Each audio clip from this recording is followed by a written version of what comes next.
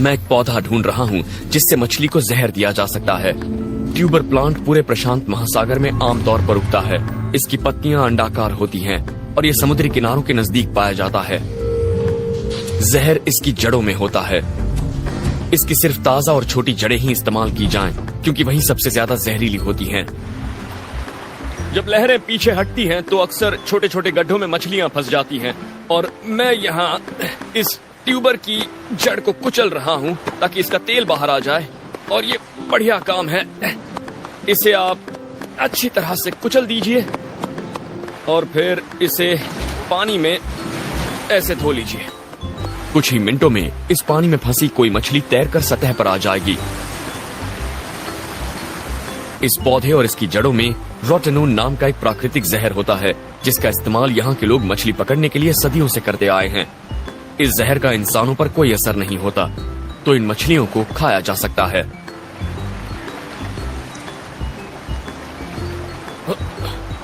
आठ मछलियां मिल गई हैं। खाने का इंतजाम तो हो गया,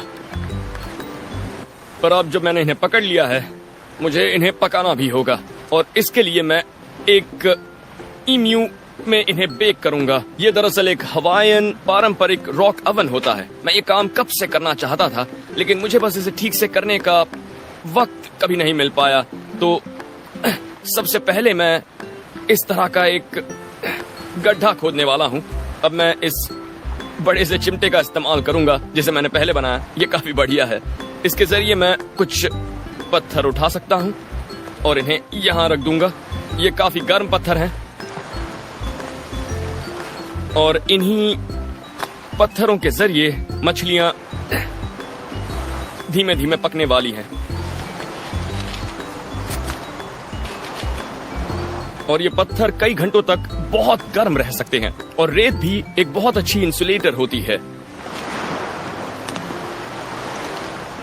अब मैं इन मछलियों को इन टी ट्री की पत्तियों में लपेट दूंगा और पोलिनेशिया के लोगों के लिए ये पत्तियां बहुत अहमियत रखती हैं। इन्हें दवाइयां बनाने के लिए और एंटी एजिंग खूबियों के लिए जाना जाता है, लेकिन इससे भी अहम बात यह है कि इससे स्वाद बढ़ जाता है और नमी भी कायम रहती है।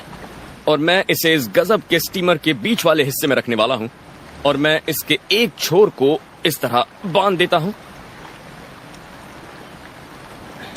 और अब ये अवन में रखने के लिए बिल्कुल तैयार है।